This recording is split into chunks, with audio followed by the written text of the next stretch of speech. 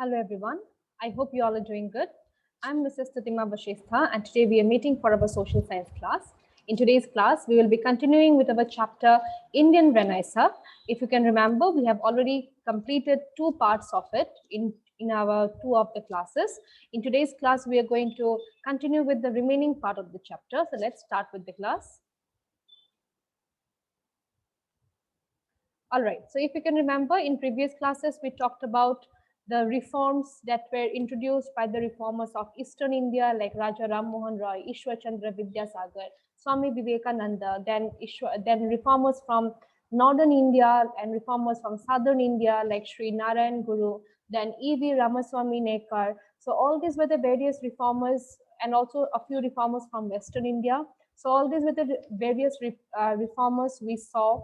We read about their reforms that were introduced by them in different parts of the country for the upliftment of the society or for the betterment of the people in the society or for the betterment of the marginalized section of the society. In today's class, the topics that we'll be covering is Muslim reform movement, that is the different reforms that were introduced by several Muslim reformers, Sikh reforms, the reforms that were introduced by several Sikhs, and also Parsi reform movement. And lastly, we'll be looking into the women's struggle for women's reformers and how women fought for their own freedom. So let's get first start with Muslim reform movement. And from your today's class, your learning outcome will be, you will be able to identify towards the end of the class the various reforms that were introduced in the society by the Muslim reformers or Sikh reformers, Parsi reformers, and also the names of various women reformers who fought for their own freedom. And also you will be able to understand the struggle of different women and how they fought for it to bring about a change in the society. The first one is the Muslim reform movement. So among the Muslim, the most prominent social reformer was Abdul Latif, and he was also the founder of the Mohammedan Literary Society. All right. And another important reformer or educationist was Sir Syed Ahmad Khan. All right. The first one was Sir Abdul Latif, and he founded the Mohammedan Literary Society. Another reformer was Sir Syed Ahmad Khan, and he was totally against the different superstitious beliefs which existed in the society. He was against the idea of parda system which prevailed in the Muslim society. He was against the practice of polygamy, and also polygamy means where a person can marry more than one, that is known as polygamy, and he was totally against that idea. And also he was against this Muslim system of divorce, that is the triple talaq. So Sir Syed Ahmad Khan, he wanted to bring certain reforms in the society, and he was against such evil practices like parda system, the Muslim system of divorce, and also the system of polygamy. And Syed Ahmad Khan, he was a very supporter of women's education. He understood the value of education for women. That is why he opened a Mohammedan Anglo Oriental College, all right? And this college later came to be known as Aligarh Muslim University. I hope you all have heard about it. So Aligarh Muslim University, initially it was known as Mohammedan Anglo Oriental College, and later it got the name of Aligarh Muslim University, and it was Sir Syed Ahmad Khan who founded this college. He was also the founder of a translation society. What is a translation society? This society basically emphasized on translating books from English to Urdu. So that is why he formed this translation society. And also he firmly believed the acquisition of Western education. He was also a supporter of Western education. He thought that if the Muslim society was open to Western education, it will make the Muslim society a very much progressive society. And that is why he was he was supportive of Western education. So this was all about Muslim reform movement, about Sir Syed Ahmad Khan, and also about Abdul Latif. Now let's look into the next reforms, that is the Sikh reforms.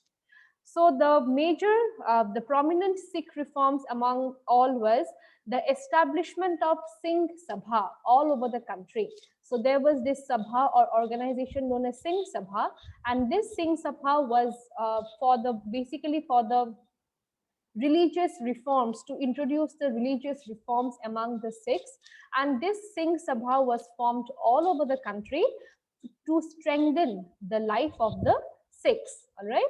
And it also promoted education in the Sikh society. So Singh Sabha was also a supporter of education, all right? And the leaders of the Singh Sabha, they established a college known as Khalsa College at Amritsar in the year 1892. All right. So as Singh Sabha was very much supportive of education, so the leaders of Singh Sabha, they were successful in establishing a college known as Khalsa College at Amritsar in 1892. And he sought to rid Sikhism from the prevailing superstitions. All right. So the Sikhs were the Singh Sabha, or the members of the Sikh Sabha, the leaders of the Sikh Sabha, they were totally against the caste system which prevailed in the society.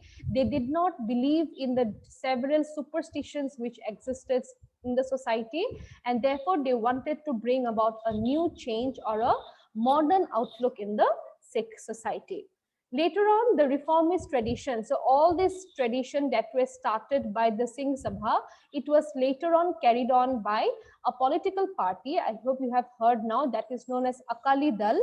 So the Akali Dal, which is a political party, basically Sikh political party, they also follow the ideologies that were started by the Singh Sabha, all right? And the Akali Dal, they have started a powerful movement to reform all the gurudwaras which existed. This Akali Dal, which is a party, they wanted to bring about certain reforms or changes in the different gurudwaras. And the Mahants who looked after the gurudwaras viewed their religious places as their personal property. So Mahants means like the priest we have for the Hindus, right? So the Mahants were basically, they will be looking after the gurudwara, and they will be looking after the gurudwara in such a way as if it is their own property, as if it is their own house. So that is how they started to bring about certain reforms or changes in the gurudwara, or in the existing orthodox or superstitious beliefs in the Sikh society.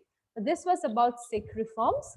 The next is Parsi reform movement. Always, so Parsi is another group of community. They are a minority community in India. We don't have a very larger population of Parsis in India, but we have a small section of people who belong to this community of group of community known as the Parsi. So among the Parsis also different religious reforms were introduced by basically by whom? By the educated people, by the educated Parsi people. All right. Now from these reforms, I hope by now you have understood that who were the reformers. These reformers were basically those people who had access to education, who were little bit educated, all right, and who wanted to bring about change in the society, who wanted to change the existing rules and regulations, and they wanted to have a more open-minded society by bringing about certain reforms. So in 1851, the Rehnumai Mazad-e-San Sabha.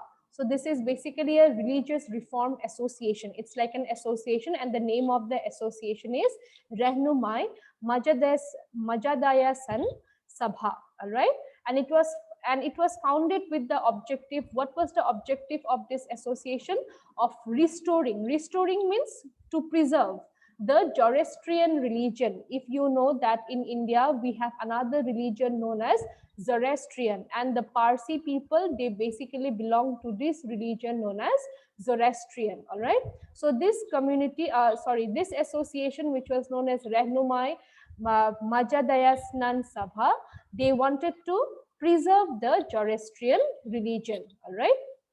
And they were also against the Parda system. And several social reformers were there, like Behramji Merwanji Malabari, and this reformer, he was against the system of child marriage. All right, he did not support the idea of child marriage, and also he promoted the spread of education, especially among the girls. All right.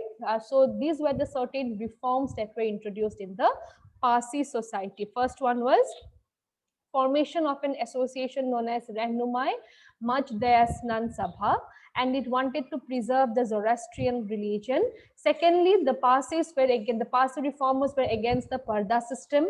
They were against the child marriage system, and they wanted to promote what? Girls' education. So this was about Parsi reform. Now let's look into the different women reformer.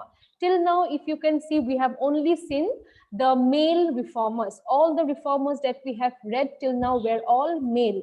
Now, I hope a question have come to your mind where there were no women reformer. Yes, there were a few women reformer, but if you see the number, in comparison to men, the number of women reformers were very less. Now, why? Now, because women at that point of time were very much dominated, they were not allowed to have equal education. Education was not open for women, so that is why it was not possible to find so many women reformers in the society. So these women who wanted to reform, who brought about reforms, they were basically from a well-to-do family, and they somehow got themselves educated, and that is how they fought, they struggled to bring about change in the society. Now, for the upliftment of the women, it was not only women who fought, there were also several men who fought for the cause of women, for the freedom of women. Emancipation means for the freedom of women. Now, what is freedom of women? As I said, women have always been dominated, correct? They were not given access to education.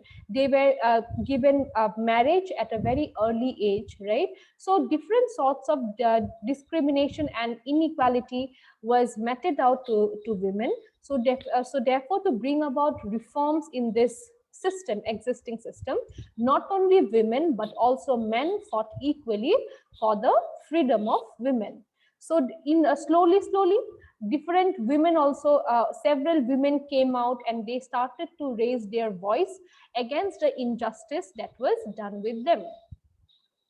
By the late 19th century, many of the women, when they could enter universities, that means they could acquire education, all right, and they could also train themselves up till somebody became doctor, somebody became teacher. So that is how they could have access to education only towards the late 19th century. So you can just imagine, in the early 19th century, women did not have any education. So slowly women started to go to college. They learned how to read and write.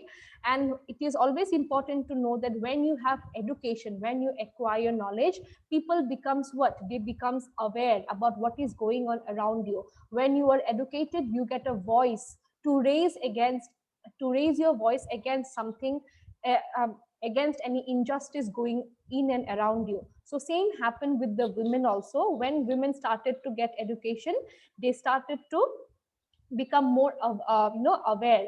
They started to read and write, all right. They started to express their opinion, all right. And this is how the struggle of women began. So this was a book known as Tri Purush Tulna, and this book was written by Tarabai Shinde.